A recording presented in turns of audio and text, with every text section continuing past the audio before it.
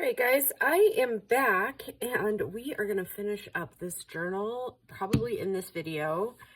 Yeah, it's been a terrible week in my life this week. I mean, I survived, so that makes it better. Yeah, so I hope you guys are all doing all right. And again, it's Hodge Podge. So I brought along some of my ruffles, and we're just going to ruffle some of the pages. I think for now I'm going to go every 5. And yeah, and I'm going to use some of the smaller pieces that are just kind of hanging out in my collection so that I can hopefully at some point maybe make some or buy some more, because who doesn't love a good ruffle, right? Yeah, so hang on to your hats, gals, because it's been a bumpy ride this week. So let's see. Last Sunday, I woke up. Oh, Bo woke me up and said, "Hey, Mom, we don't have any water." I was like, "Okay, well," and I was thinking, okay, one of the heaters must have gone out. And because that's usually what happens, right? Is that one of the heaters in the 2 areas that are vulnerable go out, or like it just was too cold, it couldn't heat all of it or whatever. So I go down to the most likely culprit, right? And this little girl's gonna be fluffy. So I check there and no dice, it's not that one. I was like, okay. So I go up to the next one, not that one. And I'm thinking, well, maybe Mom's got a frozen pipe or something. So I call her, it's not them. So I'm out of ideas. Let's see, 1, 2, 3, 4, 5. So I call the company that we have maintain our stuff. I'm already gloobering up here. They come out and they discover that the switch went bad and then ended up deadheading the pump. So that means they have to pull the entire pump up out of the ground. Then they proceeded to tell me that that the wire needed to be replaced. I'm like, guys, I just had you guys do this like a couple years ago. And then they checked the records and it was actually 2012 was when they replaced the pump, but the other work I had done was in 2019. It's always January, always. Like everything is always January for me. Yeah, so anyways, so we discuss it. The guys come out, or they pull the pump, they get it all set, they get everything hooked back up. We have water Monday afternoon. Well, here it was like -15 at our house with wind chill, or without wind chill. So I run into town because since my house had been without water for over 24 hours, I had a couple of leaks. So I go into Home Depot, and the main one was the kids' bathroom toilet. So I go get new innards and everything like that, because we also have sediment that comes up. So that's what was clogging the line. And we hadn't replaced any of the stuff in there since 2015 when we had to redo the bathroom because of another water leak. Anyways, okay, so that's 1, 2, 3, 4, 5. So, okay, I'm sorry, I'm getting a little sidetracked here. So I go in, I get my stuff, I get another new heater, because I've at this point discovered that the guys have plugged in 2 heaters into this outlet that is a bit aged. It really shouldn't have 2 in there. So I got another one on the off chance that maybe they're not going to heat or whatever, right? Always better to be safe than sorry. So I get home, everything's still warm in there. I come up to the house, I'm eating some dinner before I go put the new innards in the kids' toilet. And so I go do that. And then I checked on everything about, I don't know, like 8:30. Everything in the pump house still looks good. We still have water. Well, then I go down because I'm still pretty nervous about just leaving it because it's so cold, right? Let's see. 1, 2, 3, 4, 5. I don't know. We're just going for broke today. So yeah, so I go down and check, and none of the heaters are on. There's no power in the pump house. I'm like, holy cow, what's going on? So I run into town. I guess it was more like 10 or so. So I run into town because Walmart's still open. I buy 400 feet of power cord, or electrical cord, and 2 new heaters. And I run back to the house, and I get into the pump house, or I string these new power cords up from the shop because I know I have power in there. So I get all that done, get everything set. I call, I don't know, by this point it's probably midnight, and I call that company, and they don't do like after hours stuff. So, and maybe they do, I just don't know that number. Anyways, so I leave another message. The lady calls me back, and she's like, oh my gosh, I don't know. I was like everything seems like it's shorted out or something. I was like, I have no idea. I'm not an electrician. 1, 2, 3, 4, 5. That's a lot. All right, well, 1, 2, 3,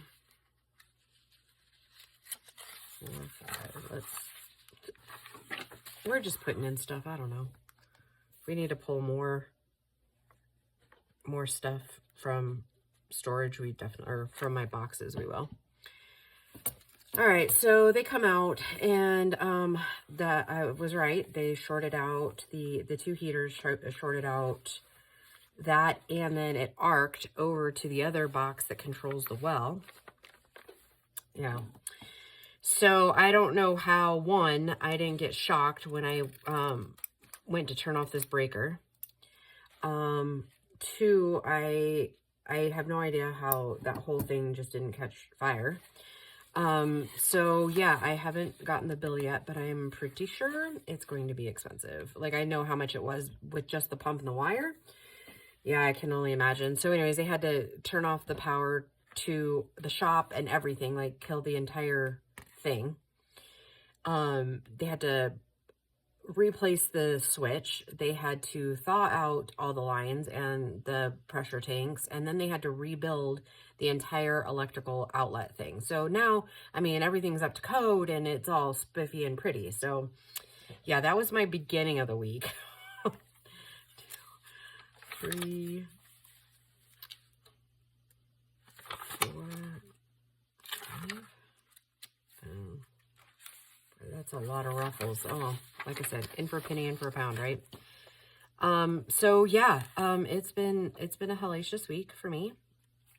One I definitely do not want to repeat ever again. I spent Sunday, Monday, and Tuesday literally flipping my lid, like internally, right? Like, didn't let anybody in on that one, but oh my gosh, I am so freaked out, and now I'm so worried about things, right? They have since put heat tape on it, and I have never used heat tape, so I'm not really sure how it works. So they said it will work better than these heaters, and I was like, awesome. That's great. Yeah, I tell ya. And then my truck's still not done. The insurance company insisted that I have a new wheel, and not like an aftermarket one. It has to be original. And yet they don't want to pay the full price for an original one, but they wouldn't authorize the repair, like the check for the repairs, until I agreed to pay the other half of this new wheel. So yeah. 3, 4, 5. yeah, I'm at my wit's ends with the whole finances thing. Like, I'm spent, I'm tapped, because most of you guys know that I finished up a lot of certificates last summer, which put me in the hole a little bit, which would have been fine for the most part. But now adding all this extra stuff onto it, girl's a little nervous, right? I'm trying really hard to just keep the faith, right? That if he brings you to it, he will bring you through it, and that everything will be just fine, right? Looks scary right now, but whew, yeah. So those of you that are new, you should know that I don't really hide anything about how life is for me. I think that is how and why I have the subscriber base that I do, is because I'm real. I'm always real honest. So now what we do is we just go back through, and normally what I do is I put it on the page of where it was, but like this one here, I don't want to interfere with that pocket. So yeah, here we go. We're just going to keep on going, and you guys can kind of follow the rhythm a little bit of what I'm doing. Yeah, so yeah, it's been a really anxiety-ridden day or week, and adding insult to injury, just like my truck's not done. I'm behind on like tax stuff for my dad's office, and so yeah, the girl's just going through it this week, as we all do, right? It's part of life. I know this, but doesn't make it any less scary, right?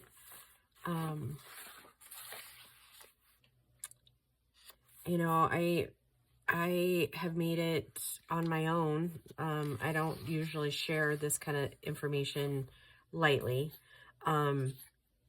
But since the onset of the separation and divorce, I did not, in the divorce, take maintenance, which I could have for like 20 years.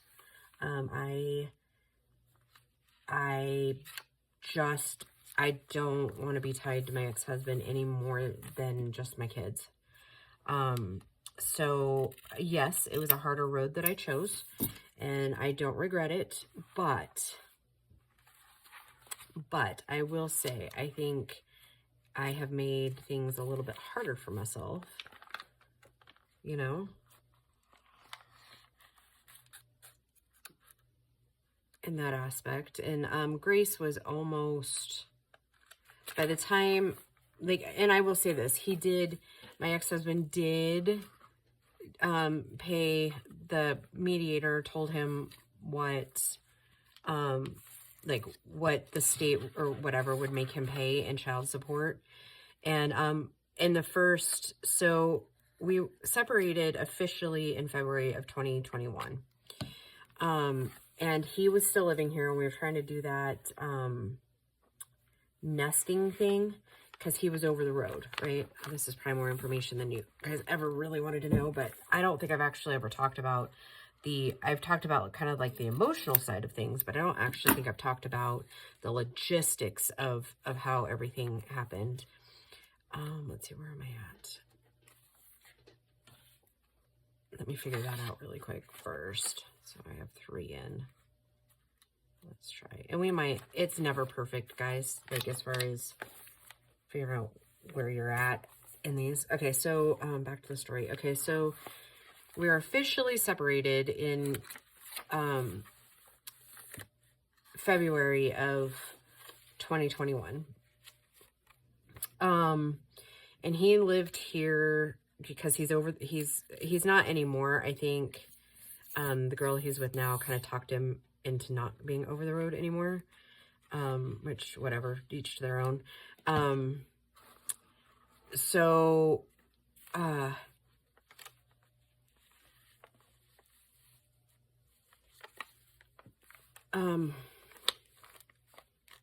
I just almost said something really snarky and out of character for myself.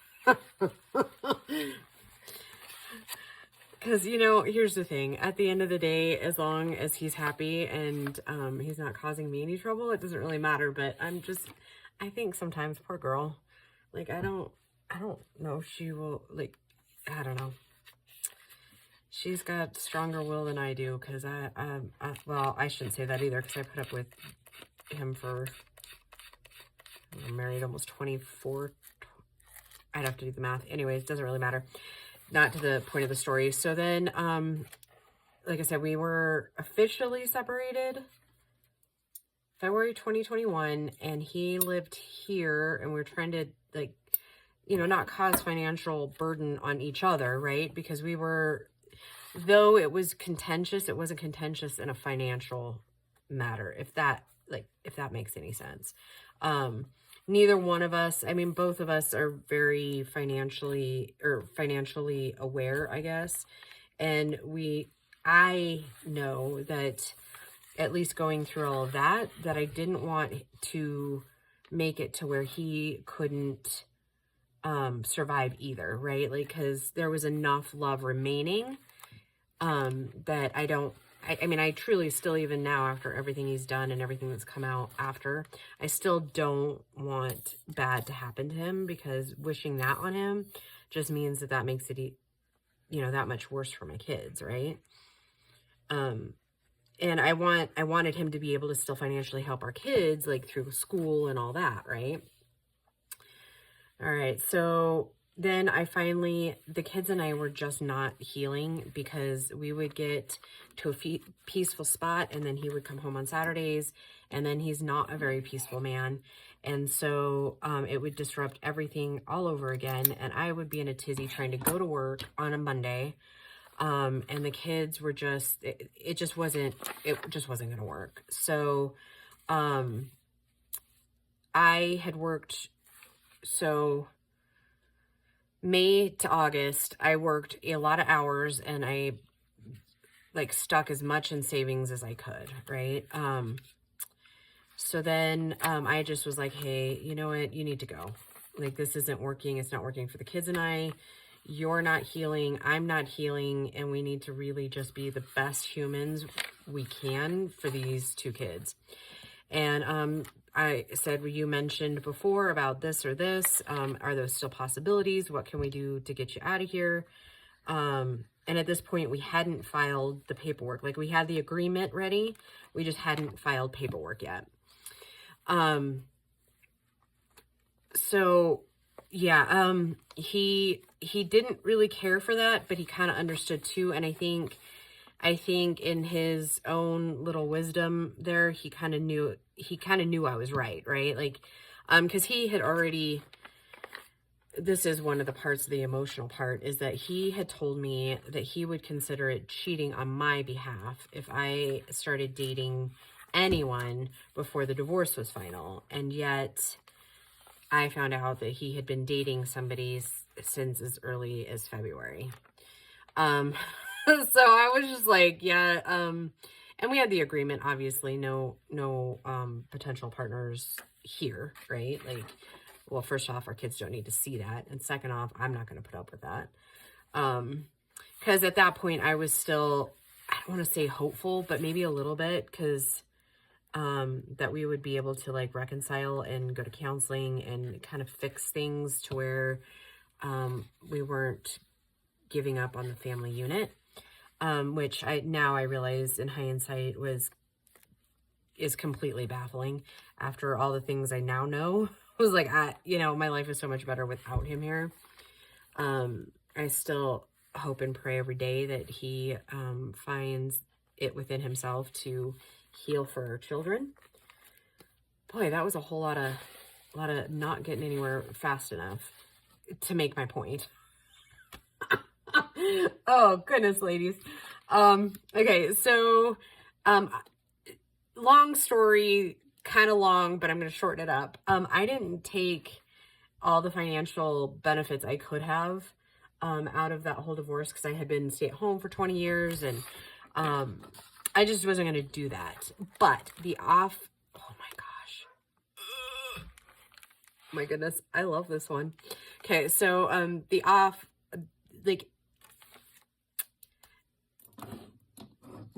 the downside to all of that is that I literally work myself to the bone, right? And I think that sometimes maybe that wasn't the wisest choice I ever made, even though it was the wisest emotional choice I made. Yeah. So anyways, yeah, I've done all the last 4 years pretty much on my own financially. So yeah, things are a little stressful at the moment, but it'll get better. I'm not sure why, in the end, why I told you all that, but anyways, you know me, I'm always going to tell you what's real. And I'm going to tell you really fast that I love the way that came together. Look at that. Oh my goodness. I know I need to put a little more glue here. So let's do some final touches. And then I don't think I'll actually do like a final flip through, mostly because you guys have been with me the whole time, right?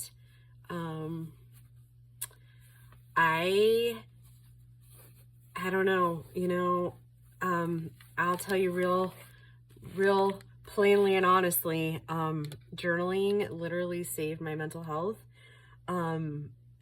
It'll be 6 years ago that I started my channel in March. And every year I tell you guys my story of how I came to have a channel and why I did it. I have zero regrets because I have gotten to know some of the most amazing people, and it has made me grow as a human.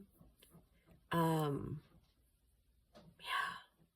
this is one of the most beautiful parts of my whole life. I really want all of you ladies to know that, and gentlemen. I know we have a few gentlemen, but oh my goodness, isn't that strange when something just finally just like comes all the way together? Holy cow, I love this girl.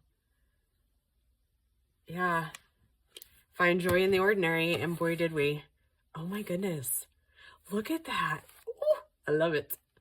All right, so I will continue to kind of talk about this story in the videos I film for this next week. So stay tuned, I guess.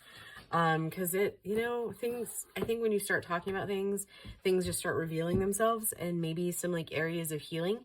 And I truly believe that we are sent people and thoughts that need addressed, or we need to meet, or whatever. Like, everything doesn't happen by accident. It's always on purpose, right? Right when we need it. So maybe one of you guys was needing to hear a little bit of a survival story.